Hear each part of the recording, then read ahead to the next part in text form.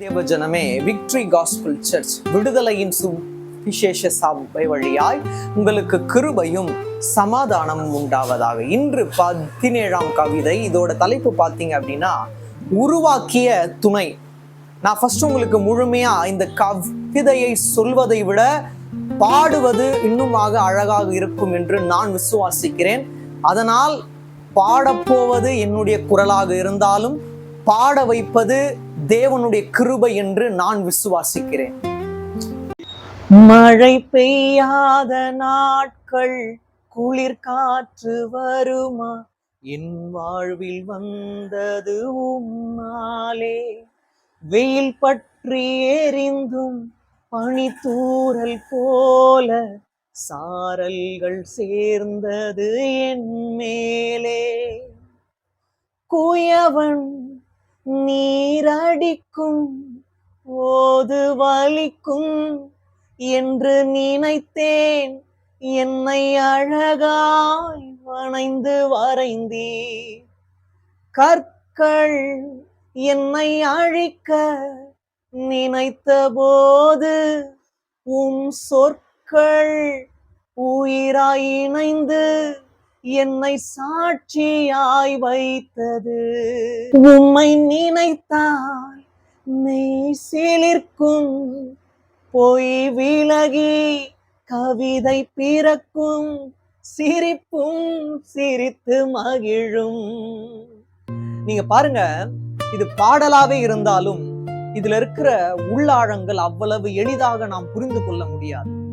எப்பொழுது புரிந்து கொள்ள முடியும் என்றால், நீங்க நல்லா பாருங்க, இதுல ஆரம்பத்துல இருந்து முடிவு வரைக்கும் தேவன் ஒரு விஷயத்தை மட்டும் தான் சொல்றார். என்ன ஆனாலும் நான் தான் உனக்கு துணையா இருப்பேன். அதனாலதான் உருவாக்கிய துணை. உருவாக்கிய துணை உங்களோடு இருக்கும் போது அதற்கு இணை வேறு எதுவுமே இல்லை அப்படின்ற நம்பிக்கையோடு கண்டிப்பாக நீங்கள் இருக்கும் போது, ஆரம்பத்துல நீங்க பாருங்க, மழை பெய்யாத நாட்கள் குளிர் காற்று வருமா அப்படின்னா வராதுதான்.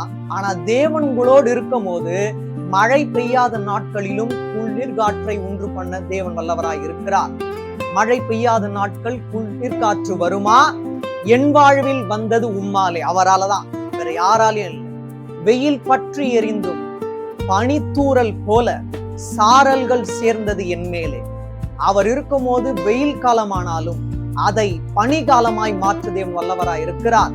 பனி போல சாரல்கள் நம் மீது சூழ்ந்து வெயில் பற்றி எரியாதபடி அவர் நம்மை சுற்றி பாதுகாத்துக் கொள்வார். அது மட்டும் இல்ல, குயவன் நீர் அடிக்கும் போது வலிக்கும் என்று நினைத்தேன் அப்படின்னு என்ன அர்த்தம்? அவர்தான் குயவன். அவருக்கு தெரியும் எப்படி அழகாய் நம்மை வணைந்து வரைய வேண்டும் என்று தேவனுக்கு தெரியும். அதனால வலிக்கும் சொல்லிட்டு நினைக்க கூடாது. சில நேரங்கள்ல அது வலியாக இருக்கலாம், ஆனால் வலி இருந்தாதான் அழகிய ஒரு ஓவியமாக தேவன் நம்மை மாற்ற வல்லவராயிருக்கிறார். அது மட்டும் இல்ல, அதுக்கப்புறம் நீங்க வந்து பாத்தீங்க அப்படின்னா, கற்கள், பலவிதமான கற்கள், ஆபத்துகள் உங்களோட வாழ்க்கையில் வந்தாலும் அவருடைய சொற்களே உங்களுக்கு ஒரு ஆறுதலாய் அமையும். அது மட்டும் இல்ல, எப்படி நடத்திட்டு வந்தாரு, அற்புதமா நடத்துறாருன்னு சொல்லிட்டு உடம்பு முழுவதும் மெய் சிலிர்த்து போகும்படியாக தான் இருக்கும். அது மட்டும் இல்ல, நீங்க பாருங்க, உம்மை நினைத்தால் மெய் சிலிர்க்கும், பொய் விலகி கவிதைகள் பிறந்து கொண்டே இருக்கிறதுனாலதான் அவருக்காக மட்டுமே எழுத வேண்டிய ஒரு சூழல் ஏற்பட்டு கொண்டே இருக்கிறது. இறுதி வரை அவருக்காக எழுதுவதே என்னுடைய மிகப்பெரிய கடமை. ஏனென்றால் மழை பெய்யாத நாட்களிலும் எனக்கு அதாவது முழுவதும் கவிதை மூலமாய் பாடல் மூலமாய் போற்றி கொண்டே இருப்பது என்னுடைய மிகப்பெரிய கடமையாக இருக்கிறது. சிரிப்பும் சிரித்து மகிழும் அப்படின்னா, சிரிப்பு கூட அவர் இருந்தால் சிரித்து மகிழும். அதாவது ஒரு மட்டும் சிரிக்க கூடாது, மற்றவர்களும் சிரிக்கணும் அப்படின்னா மிகப்பெரிய ஆனந்தத்தை காட்டுகிறது.